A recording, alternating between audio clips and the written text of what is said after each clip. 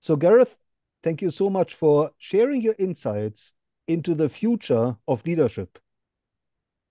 But before we walk into the future, can you tell us a little bit about your own background? What was your dream career when you grew up? Okay, I think, well, my background is my family has been in retail in South Africa probably since the 1880s. My grandfather, or my great grandfather, arrived from Lithuania as an ostrich feather trader in the Riversdale area and had a shop, I think, maybe a hotel and what have you in that area. And then my grandmother, my father's grandmother, Yeah. had a little shop in Plumstead where we have our Pick and Pay family store today. And she used that to feed her family because she was left destitute when her husband died. And then my grandfather started Ackerman's. And then my father worked for the Greaterman Group, which ultimately owned Ackerman's. And then started Checkers. And then he had a fallout with the founding family and bought 4 small stores in Cape Town about 55 years ago, and that is Pick and Pay today. 2,200 odd stores in 8 countries across Southern Africa and Nigeria. And So Gareth, was yeah, brought up.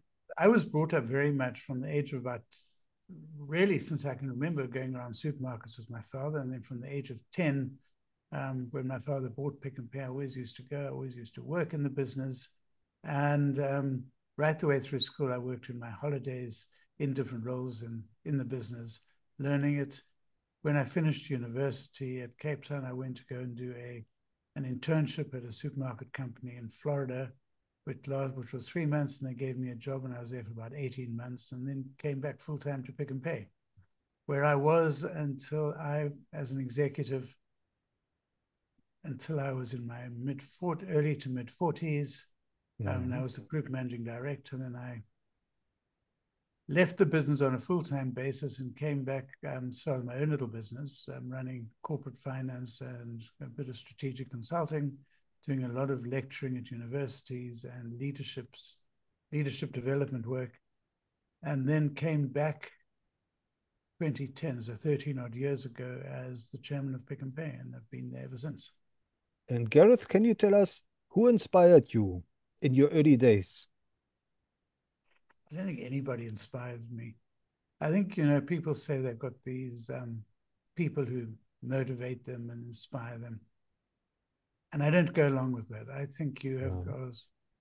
you are subject to many, many influences and your own interests. And, it's based on reading, it's based on what people you talk to, it's based on what some people have been doing. And based on that, I think you make your own decisions. Right. And So Gareth, obviously, I was impacted by my parents both being in the business and it being a family business. And the majority of our family wealth is tied up and has always been tied up in the Pick and Pay group. And so, that is part of a motivator as opposed to an inspirer. right. And Gareth, looking into the future, what does the future of leadership mean to you? I think the future of leadership is all about how do you get people to deliver on a vision, on a goal, by inspiring them or motivating them or encouraging them to get there. Leadership to me is not about standing up front and waving the sword and say, follow me, and the whole, yeah, into the valley of death road, the 6,000s type stuff. That's not what. Mhm. What's important is that people believe in where you're going and what you're doing and why, and particularly why you're doing it.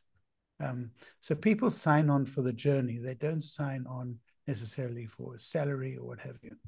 And I think there's been a huge change in leadership over the last maybe 10 years, but particularly the last 3 or 4 years post COVID, where leadership has gone from people being there because they have to be there to people being there because they want to be there.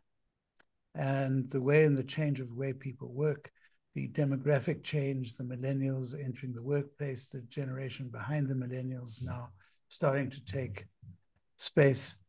And I think a lot of it was driven by the change, particularly in South Africa, but to a limited extent globally, on the pension schemes, which went from it's effectively lifetime employment and defined benefits to defined contributions. So people could no longer rely in the long term that the company would look after them for life.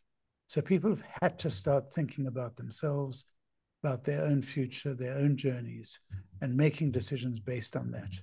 And if you tap into that and you provide the basis that people want to sign on with you, I think you then sort of create the modern style of leadership. And Gareth, what have you learned from your own leadership journey that you consider most important for building future leaders? I think for me, one of the most important learnings for me has been around experience. And you can have as much academic learning as you want, but unless you actually get your hands dirty and you actually can understand, and particularly you can make the mistakes, I think that to me is one of the most important leadership issues. One learns from experience. You're the academics and the reading, which, while absolutely critical, is the framework. And then you actually got to find yourself within that framework. And then I think the other thing for me is all about reading. It's reading around the topic. It's not just following. I don't read business books. If I find a business book that interests me, I'll read the front and I'll read the last chapter. And generally, that'll tell you what's in the book. And too many business books are all the same, and they haven't reinvented themselves, and they've been saying the same thing over and over again.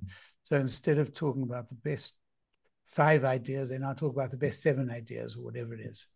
And I'm not being critical of books, because I think people who haven't had the opportunity of studying and people who haven't had the opportunity of experience will get a lot of benefit from it. But if you spend your whole life focused on reading business books, you're not going to get your broader experience that you need. So the challenge, in my view, is to read broadly. Any topic that interests me, I go and I read historical novels around it. I read nonfiction books around the particular topic that interests me, because I think that's how you learn, and you learn the history of where things have come from. Now, Gareth, these are challenging times as the world is stumbling from one crisis into the next. What is your advice for future leaders in terms of challenges? What are some of the biggest challenges they should expect to encounter in their career? I think the biggest challenges future leaders are going to face is you've got to break them into micro and macro. I think if you start at the macro level, I think modern leaders are going to have to face the impact of, I term it, post-globalization. So how are we going to deal with a global world, but within local and regional contexts? So how are you going to adapt to global competitive issues, and make sure that you deal them within your own particular issues that are going around in South Africa at the moment are very good indicators of that particular conundrum. You don't want to get caught in the middle of bull elephants having a go at each other. Mm. And the issue with BRICS and US and China and America going at each other, you don't want to be that little ant in the middle. And unfortunately, one's got to look at one's place and how can you influence while not getting yourself squashed. Sorry to use that terminology, but I think to me that is a really real issue. So so at a macro level, you've got to work out how do you punch above your weight and be clever. The next issue is how to deal within a highly fractured society. How do you deal with policy and not get caught in the politics of it.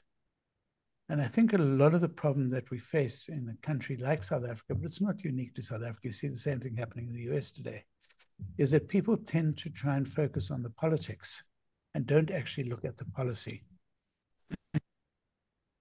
Issue, for example, that was raised, I went to a conference yesterday, and the issue that was raised around the US tax cuts around the environment is having huge macro issues because it's forcing investment out of Europe and into the US into renewable or green economy.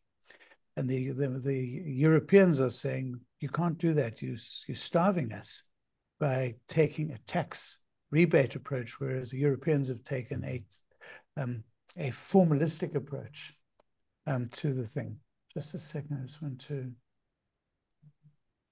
And the Europeans have taken a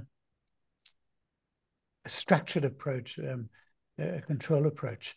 And how do you fit yourself within those sort of environments? So that's the first issue, the globalization issue. The second issue that we have to deal with is the world economy is changing dramatically. We are decarbonizing around the world. And what is the new economy going to look like? What are the new technologies going to be? How are we going to deal with renewables? How are we going to deal with these huge population pressures that we're seeing around the world? How are we going to feed people? How are we going to reduce food waste? How are we going to deal with food security issues? The climate change, all of those issues are absolutely interlinked, along with the rapid changes in technology. I think there's a lot of discussion on AI at the moment, and while I think a lot of it is hype, I don't think in 10 years' time it will be doing things and are going to change dramatically. You look at the impacts of the iPhone or the smartphone on society, it has dramatically changed, and particularly developing markets where it's forced people to go directly from nothing to totally skip the computer to a smartphone or a tablet. You saw the same thing happening in telephones, from nothing to cell phones. And there's going to be more of those type of jumps that are happening. And I think the next big one is going to be around power. You know, people are going away from having these big centrally distributed power systems to local at-home power. You don't need the big infrastructure anymore for domestic use. You need it for corporate use. So those, I think, are sort of the big leadership issues that we're going to have to deal with. This. When it comes down to business and when it comes down to dealing with it is, how are you going to get the right quality people? How are you going to get the right educated people? How are you going to give them the technology to be the most efficient you possibly can? Because we're seeing so much disintermediation happening in business and in the way we do things today, and we've just been talking about some of it, that unless you as a business leader understand that you have to focus on what you're delivering to your customer, who are you delivering the service to whom you're trying to, not about your process, you're not going to survive. And I'll give you an example, which is if you think most computer systems, most companies' systems are driven by computer departments. And when we started going into computerization in companies, we took our paper systems and we computerized it and kept the same systems. Whereas today we find that you don't need those systems, and huge functions in corporates are becoming redundant as a consequence of that. So if you focus on what your customer needs and use, for example, basic AI and developing AI to reformulate and restructure the way you do your business, you can get to market a lot quicker, you can be a lot cheaper, and maybe a lot simpler. And I think that's really where the future leadership on a micro level is going to come. And the companies that are, and the businesses that are smarter, quicker, reactive to consumer demands are the ones that are going to survive. Those that are the big behemoths are not. you look, for example, at IBM. I think IBM has still got the highest number of patents ever issued to one company, but its share price hasn't moved in this modern tech area for maybe 5 years. And we need to say, okay, how do you get the people to believe in what you're doing, the market to believe in what you're doing? And it's going to be not about the ideas so much as about how can you take those ideas and turn them into revenue generating opportunities, and that your shareholders will actually believe in. Where can our listeners follow you? Nowhere. Ah, okay. I don't put Yeah, a blog out, or I'm not on right. Instagram. I'm on those social media platforms, but I don't actually contribute. I use them to watch. So Right. I think the way they're going to get them is through this type of thing. I do quite a lot of speeches. I do quite a lot of this type of interaction. That's what I Yeah. prefer doing. And last but not least, Gareth, in terms of your leadership legacy, what would you like to be remembered for? I think it's quite simple. I'd like to be remembered for having made a difference. I don't define what that difference is specifically, but I spend a lot of my time changing things, being involved in big stuff. And at the moment, we're having an awful time trying to deal with the difficult economy. And I think I'm now going through pretty much the third restructure of Pick and Pay since I've been the chairman, because you have to constantly do it. And one of the challenges is how do you do it, make it work, and do it within the context of the market accepting it. And that becomes a very real challenge. Well, Gareth, thank you so much for sharing your insights and your wisdom into the future of leadership. And if I may say, for leading the future of leadership in retail. Well, thank you. Thank you, Nick, and good luck with your project. It sounds really interesting. I look forward to reading the book. Thank you.